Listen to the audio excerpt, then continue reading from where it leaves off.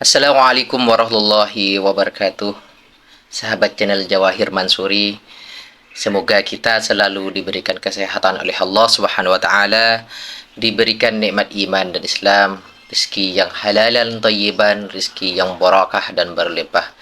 Amin amin ya rabbal alamin. Kami akan membagikan video tentang GIS yang mana organisasi tersebut sudah difatwakan sesat. Yuk kita lihat video selengkapnya.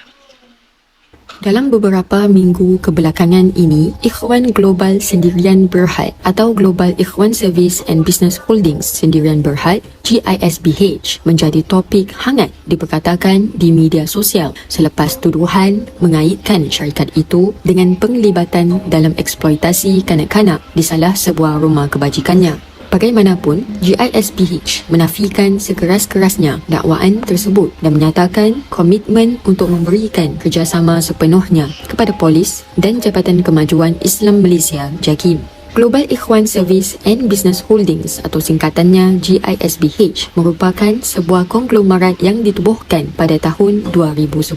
Ia mempunyai aset di seluruh dunia berjumlah kira-kira 325 juta ringgit atau bersamaan 74.9 juta US dolar. Menurut Result Malaysia, GISB Holdings Sendirian Berhad memiliki sebanyak 25 anak syarikat dalam pelbagai industri, antaranya pelancongan, makanan dan minuman, penjagaan kesihatan, hiburan dan media, runcit dan borong dan hospitality.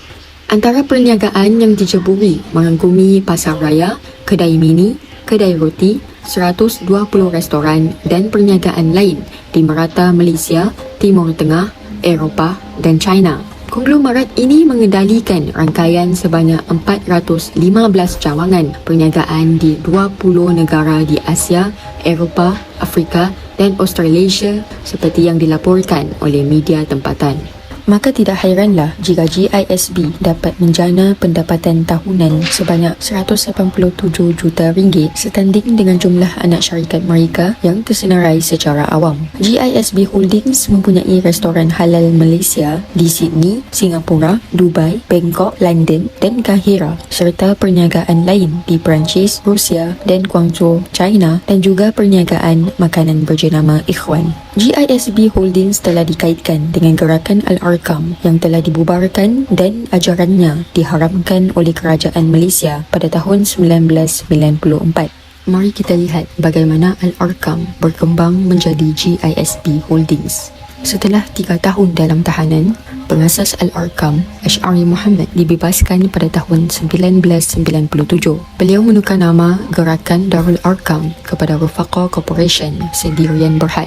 Pada tahun 2006, Ash'ari Muhammad cuba membangkitkan kembali ajaran aurat Muhammadiyah dengan menubuhkan pusat hiburan, klinik dan pasar raya yang berpusat di Rawang, Selangor, namun berjaya diberkas oleh Jabatan Agama Islam Selangor JAIS. 2 tahun setelah itu, pada tahun 2008, Rufaqa Corporation Sendirian Berhad diharamkan. Lantaran itu, Ash'ari Muhammad bersama isterinya, Khadijah Am, menukar nama persatuan mereka kepada Global Ikhwan Sendirian Berhad atau singkatannya GISB sebagai organisasi perniagaan berasaskan agama dan ajaran yang telah diharamkan itu. Pada tahun 2010, Ash'ari Muhammad meninggal dunia. Justru itu, jawatan pengerusi eksekutif Global Ikhwan Sendirian Berhad jatuh kepada isteri tercinta iaitu Khadijah Am atau lebih mesra dipanggil Ummu Jah. Pada tahun 2013, GISB di bawah pimpinan Ummu Jah dan 17 pengikut kanannya diserbu JAIS. Bagi mendapatkan kembali aset-aset yang telah dibukukan, Ummu Jah menukar nama syarikat GISB kepada GISB Holdings Sendirian Berhad. Pengikut GISB Holdings juga telah melafazkan taubat kerana melanggar arahan mufti yang telah mengharamkan ajaran kumpulan Al-Arkam.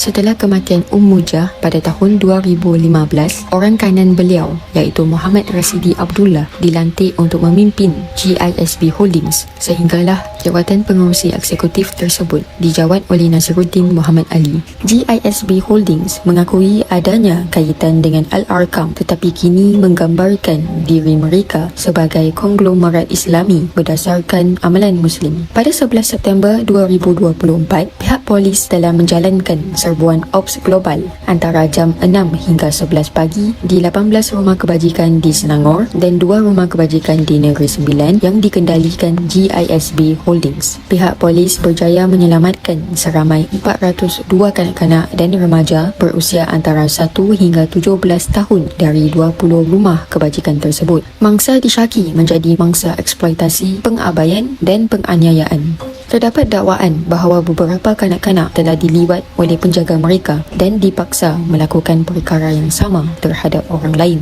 Tambahan itu, hasil saringan kesihatan yang dilakukan ke atas 392 kanak-kanak dan remaja tersebut menunjukkan elemen jenayah berbentuk fizikal dan emosi.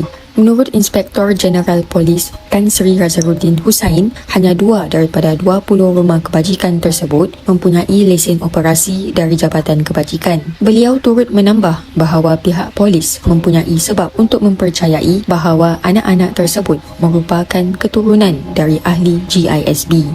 GISB Holdings menjawab segala tuduhan dan desas-desus dengan memuat naikkan sebuah video pencerahan di akaun Facebook mereka. Pengerusi eksekutif GISB Holdings, Nasiruddin Muhammad Ali, mengatakan bahawa syarikatnya itu sama sekali tidak mengendalikan 20 rumah kebajikan yang diserbu polis. Beliau mengakui terdapat 1 atau 2 kes liwat terpencil tetapi menafikan tuduhan pemerdagangan manusia dan penghambaan dalam pertubuhan itu. Kontroversi yang melanda GISB Holdings pada tahun 2024 ini bukanlah kontroversi yang pertama bagi syarikat ini. Pada tahun 2011, GISB Holdings menjadi tajuk utama dalam perbualan semasa kerana pandangan kontroversialnya mengenai seks dan perkahwinan, termasuk menggalakkan keluarga berpoligami dan menumbuhkan kelab isteri taat, sebuah kumpulan yang menyuruh isteri untuk tunduk kepada pasangan mereka seperti pelacur kelas pertama bagi mengelakkan kecurangan.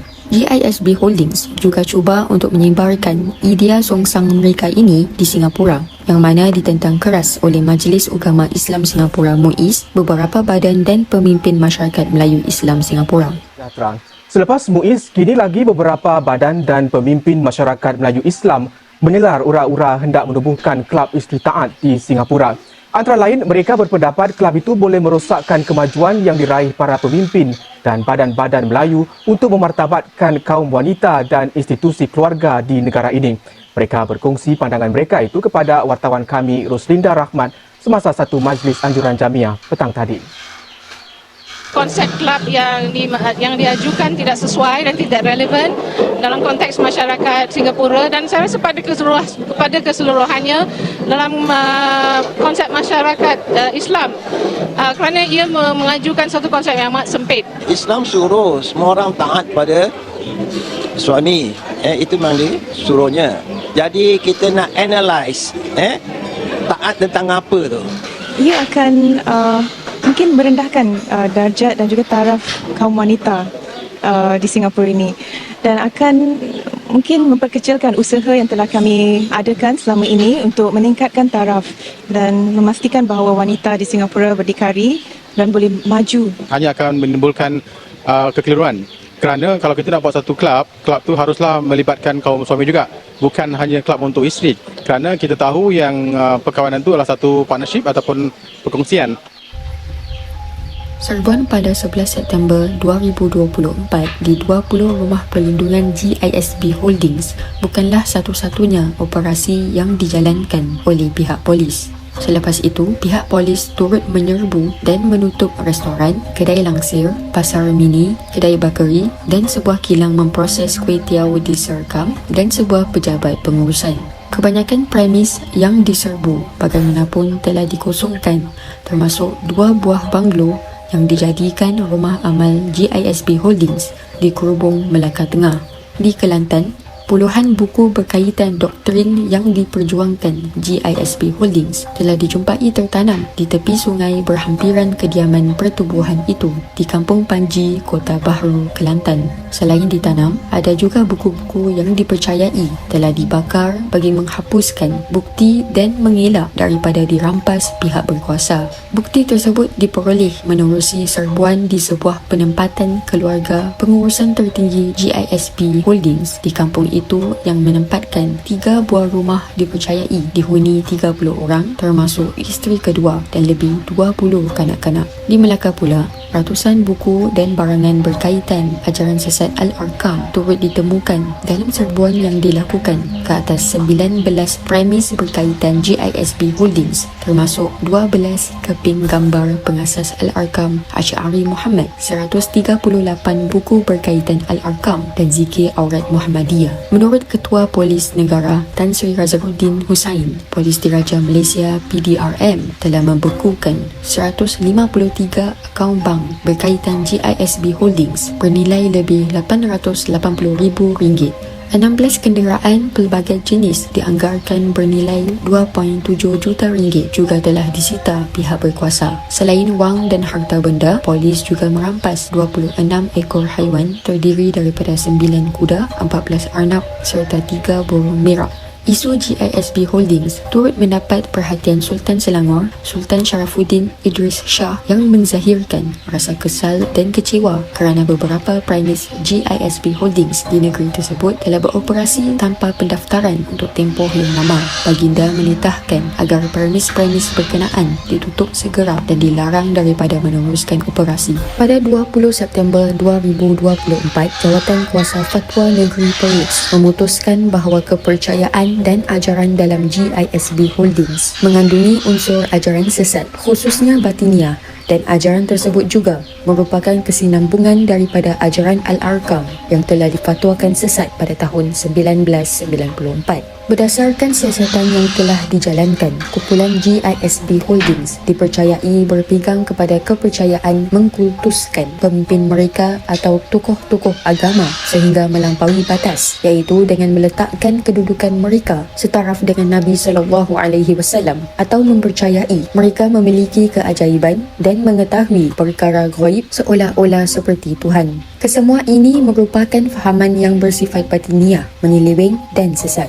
Fatwa tersebut turut menyenaraikan beberapa kesan dan akibat daripada pegangan pengkultusan tersebut. Pertama, lahirnya ketaksuban yang melampau sehingga mentaati pemimpin atau golongan agamawan secara berlebihan walaupun terdapat percanggahan yang jelas menurut Al-Quran dan Sunnah. Kerana taksub, para pengikut membuta tuli dan mematuhi pemimpin atau golongan agamawan meskipun arahan yang diberikan bertentangan dengan ajaran Islam. Kedua, para pengikut mengambil keberkatan secara berlebihan daripada sisa tubuh badan pemimpin mereka. Ketiga, mereka mengaitkan pemimpin yang dikultuskan dengan unsur-unsur yang dapat menjustifikasikan tindakan mereka yang salah seperti menggunakan nama Imam Mahdi, jelmaan Rasulullah SAW, karamah wali, keberkatan dan seumpamanya. Keempat, mereka mempercayai bahawa pemimpin mereka yang sudah mati masih hidup dan masih mampu memberi panduan kepada mereka. Kelima, terbentuknya hukum-hukum syarak yang baharu untuk menjustifikasikan aktiviti GISB Holdings yang bercanggah dengan syarak seperti dalam hal hukum solat, pernikahan dan juga muamalat.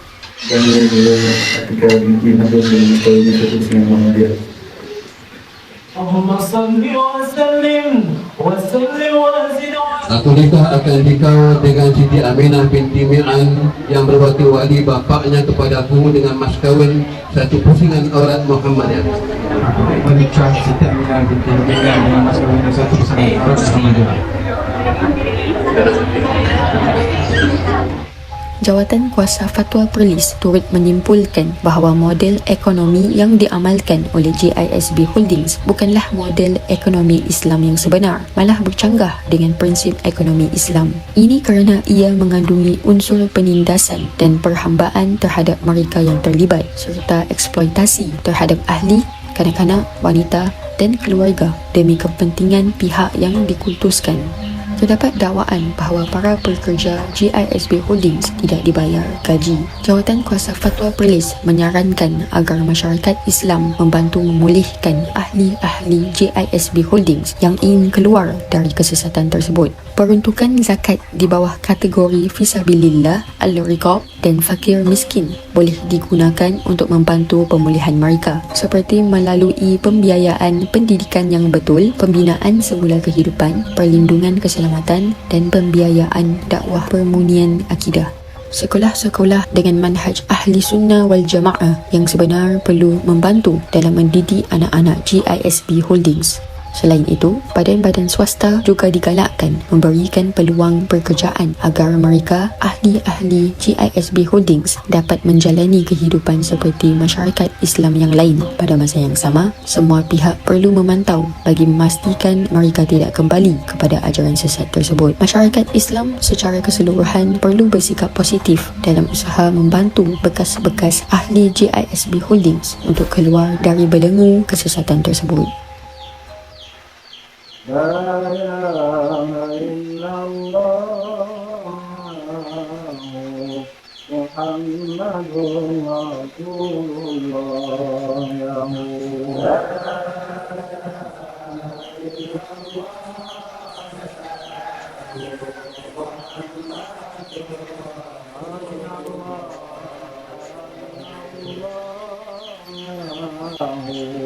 ويجعلنا من